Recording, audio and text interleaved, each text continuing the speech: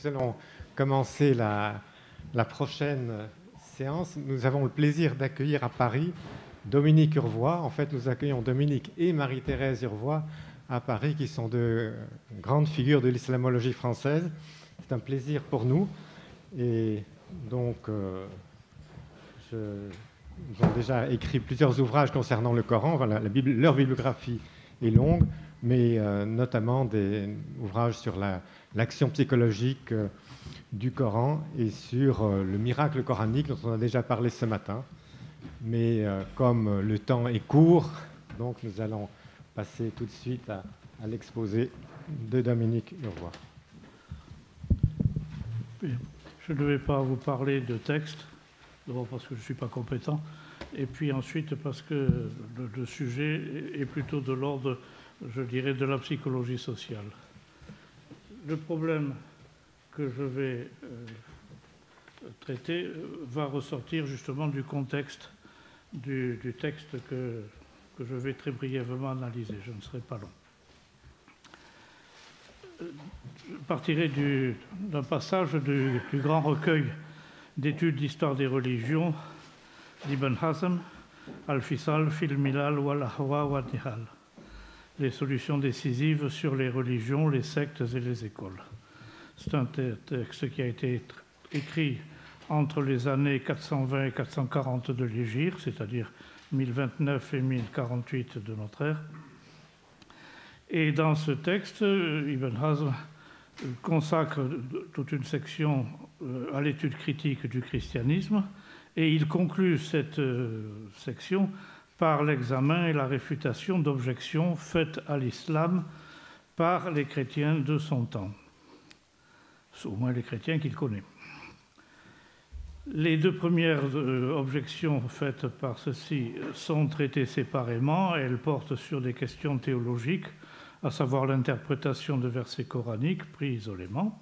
Mais les 5 autres objections qui sont envisagées ensemble sont de l'ordre de la critique textuelle. Il s'agit là, en effet, de la question de l'authenticité de la transmission du Coran, du Naql al-Quran, question qui est suscitée par les divergences de lecture, les qira'at, divergences donc que les critiques présentent comme extrêmes. Ils parlent de ashad al-ikhtilaf. Et ces objections sont de 5 ordres. Premier ordre parle de l'ajout de nombreuses lettres, huruf kathira, par certains, ajouts qui sont rejetés par certains autres. Deuxième objection, selon des chaînes de transmission reçues par les musulmans comme d'une extrême justesse, des groupes de compagnons, des groupes, bien, on emploie l'expression tawaif, des groupes, vraiment, ce n'est pas des individus, de compagnons du prophète et de leurs suivants qui ont transmis l'islam, lisaient le Coran avec des lettres ajoutées et changées, bi alfaz zahira wa mubaddala, et que ces ajouts, ces changements ne sont plus admis à l'époque où parle Ibn Hazm. Troisième objection, c'est la référence au recueil d'Ibn Masoud qui disait ces gens étaient différents du recueil officiel. Quatrième objection, c'est des groupes, on parle toujours de tawaif, des groupes d'oulémas qui font autorité, affirment que le calife Othman invalida de nombreuses lectures authentiques et les supprima de sa recension, laquelle est faite d'après une seule harf parmi les 7 selon lesquelles, pour les musulmans, le Coran a été révélé. Et cinquième objection, c'est le cas des chiites rafidites qui estiment que les compagnons du prophète ont altéré le Coran par suppression et ajout. Donc, ce qui est intéressant, parce que nous sommes là au XIe siècle de notre ère, 5e siècle de l'Hégire. Bien sûr, ces objections sont plus rudimentaires que ce que permettent nos investigations modernes, mais elles n'en sont pas moins quant au fond identiques à notre problématique actuelle. Peut-on envisager qu'un texte soit à la fois révélé et multiforme? Et donc, il convient d'essayer de comprendre comment la psychologie islamique s'est organisée pour leur résister à travers les siècles. On a parlé ce matin, plus ou moins indirectement, de l'attitude à l'intérieur même de la communauté islamique. Là, il s'agit d'une discussion avec des non-musulmans. Et donc, je vais essayer de voir comment la réponse d'Ibn Hazm peut contribuer à comprendre un peu l'architecture mentale des musulmans pour répondre justement à des objections venues de l'extérieur à ce niveau-là. D'abord, à première vue, l'argumentation d'Ibn Hazm est très classique. La première objection, celle qui parle des nombreuses lettres ajoutées, les lectures différentes, ne désigne pas une divergence, mais au contraire, dit-il, un accord authentique, ittifaq sahih. Car toutes les diverses lettres et lectures remontent aux prophètes sur lesquels elles sont descendues, restant elles-mêmes inaltérées au cours des transmissions.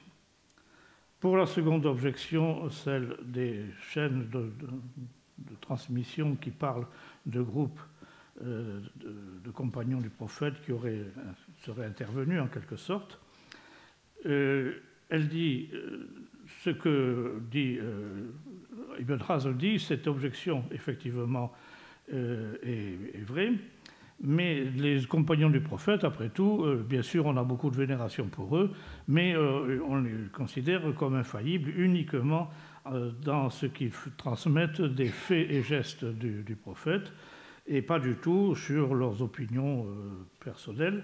Et par conséquent, ce qu'ils ont pu faire comme variante, eh bien, ce ne sont que des conjectures. J'emploie le terme wahab. Ce sont que des conjectures individuelles.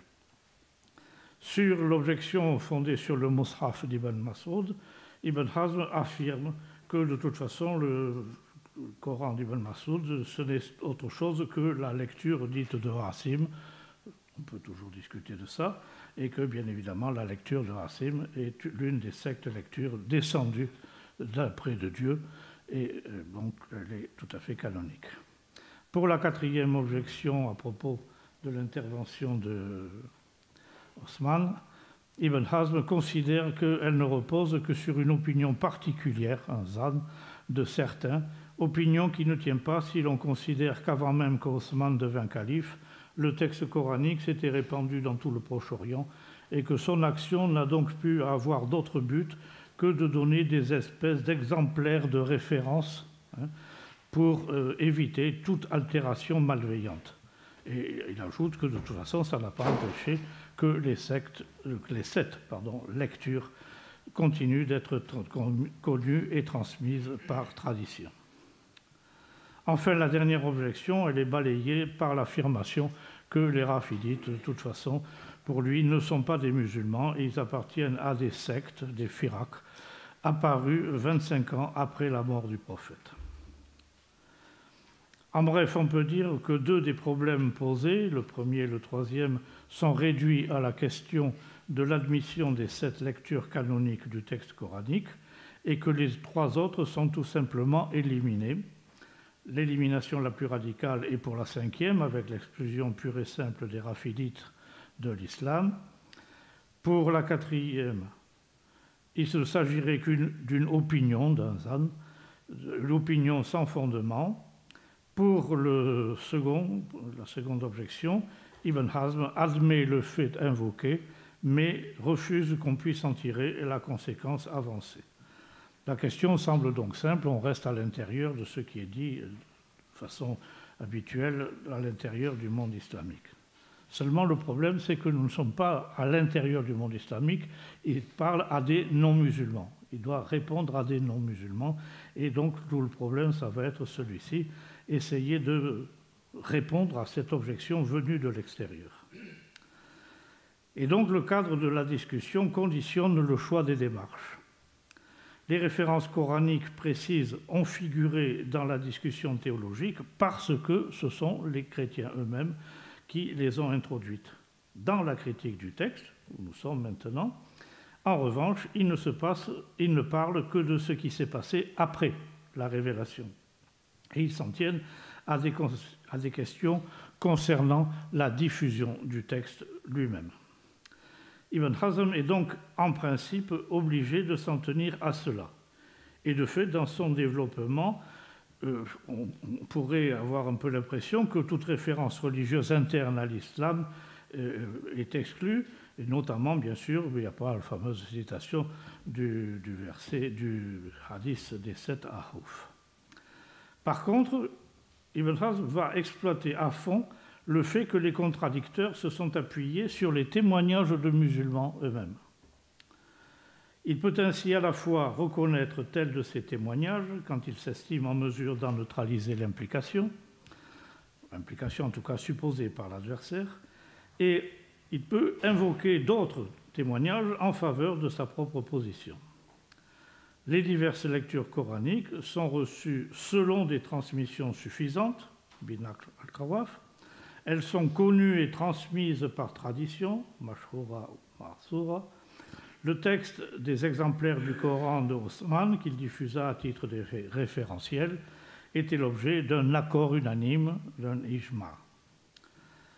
Cet appui sur l'histoire devient même l'argument essentiel d'Ibn Hazm dans sa réponse à l'évocation des Rafidites, laquelle réponse devient un long tableau des débuts de l'islam, présenté comme absolument homogène et attaché à un Coran inaltéré, si bien que le développement en réponse à la cinquième objection est presque le double de celui consacré aux 4 autres ensembles. Comme la question est seulement celle de l'authenticité de la transmission du Coran, Ibn Hazm aurait très bien pu s'en tenir là. Mais s'il a manifestement voulu se tenir sur le terrain de ses adversaires, il est allé plus loin en plaçant le point d'ancrage de son argumentation historique, basée sur les chaînes de témoignages, dans l'origine présupposée du texte coranique, à savoir le Tanzil, la descente du texte dans sa littéralité sur le prophète. Or, le Tanzil est la forme spécifiquement islamique de la révélation. Sans qu'il soit insisté sur les implications théologiques de ce Tanzil, Ibn Hazm n'en est pas moins amené à l'évoquer à 2 reprises, car cela rentre dans la nette séparation qu'il a marquée dans l'héritage spirituel des compagnons du prophète et des suivants, entre ce qui est indiscutable, c'est-à-dire donc les lectures coraniques du texte, et d'autre part leur témoignage sur les faits et gestes du prophète. Et puis, il y a aussi donc ce qui est discutable, les opinions qui ne relèvent que d'eux. Et là, d'ailleurs, Ibn Hazm amorce un développement polémique supplémentaire avec les chrétiens, parce que ceux-ci sont accusés par lui de s'en tenir à ce 2e niveau. On peut penser également que c'est aussi le bloc historiographique islamique lui-même qui a poussé Ibn Hazm à faire ce pas supplémentaire. Déjà un siècle avant lui, l'ancien mutakallim Abu Isa al-Warraq avait dénoncé le leurre que constitue le ilm al-rijal, la science des hommes, c'est-à-dire l'examen des membres des chaînes de transmetteurs de tradition pour savoir s'ils étaient dignes de confiance ou bien s'ils étaient d'une mémoire faible. Alors que dit Ibn Warraq, alors que le plus important, dit-il, c'est le premier maillon de cette chaîne. Et là, sur ce point, Ibn Hazm s'était contenté de l'attitude fidéiste courante en affirmant le caractère absolument indiscutable du témoignage des compagnons et suivants, d'au moins ceux qui sont à l'origine donc de tel ou tel isnad. Mais l'historiographie islamique elle-même permettait de remonter au-delà d'eux jusqu'au prophète en personne, avec le souvenir du secrétaire de la Révélation, Abdallah ben Abissah, qui avait été scandalisé, nous dit-on, après avoir constaté l'acceptation par Muhammad d'une certaine labilité du texte coranique, et ce qui l'avait conduit à apostasier, ce qui serait à l'origine de la décision plus tard d'Ibn Mujahid, appuyé sur le pouvoir abbasside, de donner un statut de révélation à certaines variantes dans la révélation. Dans cette polémique, nous avons donc face à face 2 démarches distinctes. Du côté des objecteurs, ce sont des arguments purement factuels. Ceux-ci peuvent être éventuellement contestés, mais ils ne relèvent que de ce qu'on pourrait appeler l'ordre logico-expérimental. De son côté, Ibn Hazm insiste sur l'argumentation historique, fort de pouvoir rebondir ainsi sur celle de l'adversaire. Mais il le fait très lourdement, cela devient un petit peu suspect, et en effet, son argumentation, quand on vient de le voir, dépasse l'expérience au niveau du point de départ des chaînes invoquées, dans l'affirmation du Tanzil. Nous avons là, de façon caractéristique, ce que le sociologue Vilfredo Pareto désignait comme une pensée pseudo-logico-expérimentale et dont il a montré le rôle prépondérant dans la réalité humaine. Voyons par exemple la phrase clé de la réponse au premier problème, celui d'invocation des diverses lectures, des ajouts de lettres. Toutes ces lettres, je cite, « toutes ces lettres et ces lectures remontent selon des transmissions suffisantes aux prophètes de Dieu sur qui elles sont toutes descendues. Et quelle que soit celle de ces lectures que nous suivons, elle est authentique, tout entière contenue, maintenue, connue, mahsoura, madouta, marlouma, sans ajout en elle ni diminution. » Je crois qu'ici aussi l'expression est révélatrice de la démarche. Le premier segment avance un argument factuel, les transmissions, et aurait pu s'arrêter après le mot prophète de Dieu. Mais ce mot a une charge émotionnelle qui contraint Ibn Hazm à faire intervenir un élément supplémentaire qui est le tanzil. Or, le tanzil dépasse l'expérience. Aussi se précipite-t-il, c'est très caractéristique, le deuxième segment de la phrase est tout à fait caractéristique de ce besoin de compenser en quelque sorte ce glissement, se précipite-t-il dans le second segment à multiplier les qualificatifs du texte pour renforcer le sentiment qu'on est bien dans l'ordre du logico-expérimental. Il s'agit clairement de présenter les traits d'une bonne démonstration, bien qu'en même temps, ce ne soit pas une véritable démonstration. On peut dire évidemment que la foi au tanzil est une donnée d'expérience pour le musulman, mais c'est une expérience subjective d'une toute autre nature que l'évocation de chaînes de témoins. Une telle expérience de foi est exclue dans le cadre de discussions avec des non-musulmans, car non transmissible en dehors de sa communauté. Aussi l'insistance de notre auteur sur le fait qu'il donne des preuves, burhan, claires comme le soleil, kawshams, sans ambiguïté pour quiconque, la ashkal fihi ala ahad minanas, cela apparaît plutôt comme une espèce de prospectus à usage interne pour sa propre communauté. Et effectivement, le chapitre qui est placé immédiatement à la suite de celui que nous venons de considérer est consacré à la description comparative des 6 formes de transmission présentes en islam pour montrer l'infériorité du judaïsme et du christianisme en chacune de ces formes. Or, ici aussi, on constate un glissement. Ibn Hazm invoque en premier le témoignage de, je cite, « les gens du Mashriq et du Maghreb, d'après leur rapport génération par génération, en quoi ne diffèrent ni musulmans, ni infidèles équitables et ne résistant pas à l'évidence. Kafir, munsif, ghair, muhannid, lil mushahada. » Qui ne résistent pas à l'évidence à propos de l'apparition de l'islam et de la diffusion de ses rites et prescriptions. Et là, à ce moment-là, il inclut subrepticement, je cite, les signes, les ayats, donc du prophète, tels que la lune fendue, l'invitation aux Juifs d'oser désirer la mort et le reste de ce qui se trouve dans le texte du Coran, le Nas du Coran, lu et transmis oralement, makro ou mankoul. Et à nouveau, là aussi, Ibn Hazm se rend un peu compte qu'il a débordé et il cherche à compenser ce dépassement en insistant très longuement sur la minutie de la science de critique du hadith, les 2 seules autres formes de transmission qu'admettent tous les musulmans, et en renchérissant sur le rigorisme du zahirisme, qui est sa propre doctrine, qui exclut 3 autres formes plus laxistes admises par une partie des musulmans, pour finalement finir sur un bref bilan de ce qui fait l'unanimité parmi eux.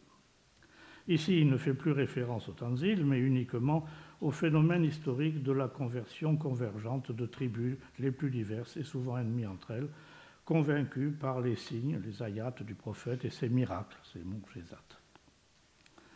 Un long passage apologétique sur les qualités humaines de Muhammad aboutit à la conclusion qu'elle prouve son caractère de prophète. Donc, si vous voulez, ce que l'on peut dire, tirer de tout ceci, c'est donc que nous avons un auteur qui, au 5e siècle de l'Hégire, 11e siècle de notre ère, est conscient qu'il y a chez des non-musulmans, il ne parle pas de ce qui s'est passé à l'intérieur de la communauté islamique, là il est en confrontation avec des gens de l'extérieur, et il se rend compte que ces non-musulmans ont conscience d'un certain nombre de difficultés concernant la transmission du texte coranique, et donc il place cela dans la bouche de chrétiens, et il entend les récuser en conclusion d'une réfutation générale du christianisme. Sur ce point particulier, ici, il prétend se placer sur le même terrain de factualité historique que ses adversaires, ce qu'il fait en se référant systématiquement à la pratique islamique des chaînes de transmetteurs, voire en insistant sur le caractère très élaboré de la discipline de critique de celle-ci et sur leur appartenance en propre à l'islam. Mais à plusieurs reprises, nous avons vu qu'il déborde la démonstration logico-empirique par l'introduction de présupposés théologiques, aboutissant ainsi à donc, ce que j'ai appelé, à la suite de Pareto, une démonstration pseudo-logico-expérimentale, c'est-à-dire une analyse qui prétend ne s'appuyer que sur des faits, mais qui en réalité dépasse l'expérience. Donc finalement, ce que l'on peut conclure, c'est qu'effectivement, il y a erreur d'Ibn Hazm sur le plan logique, mais ce qu'il faut voir, par contre, c'est que son œuvre, à ce moment-là, en tout cas, sur ce plan-là, a été une grande réussite sur le plan, je dirais, sociologique. Car avec lui, la communauté islamique a pensé disposer d'une démonstration rigoureuse, ce qui correspond effectivement, comme le disait Pareto, à la raison d'être et à la force des théories pseudo-logico-expérimentales. La pseudo-démonstration d'Ibn Hazm conflue avec la conviction générale que l'islam est une religion rationnelle et renforce cette conviction, avec pour son auteur un effet de retour, car alors que l'œuvre d'Ibn Hazm a été longtemps marginalisée jusqu'au début du XXe siècle dans le monde islamique, tout simplement parce qu'il était adepte du zahirisme, que le zahirisme n'a jamais eu d'implantation officielle, si je puis dire, et même Ibn Khaldoun raconte qu'il y a eu des moments même où l'on avait franchement interdit l'enseignement de cette doctrine, que l'on avait brûlé certaines œuvres, etc., etc. Donc tout ceci, toute l'œuvre d'Ibn Hazm jusqu'à une période récente était marginalisée, sauf cet aspect-là de son œuvre, sauf l'aspect polémique et en particulier de la polémique contre le christianisme. Cet aspect de l'œuvre d'Ibn Hazm a toujours joui, et elle continue d'ailleurs de jouir dans les milieux traditionnels, d'une grande notoriété. Je vous remercie.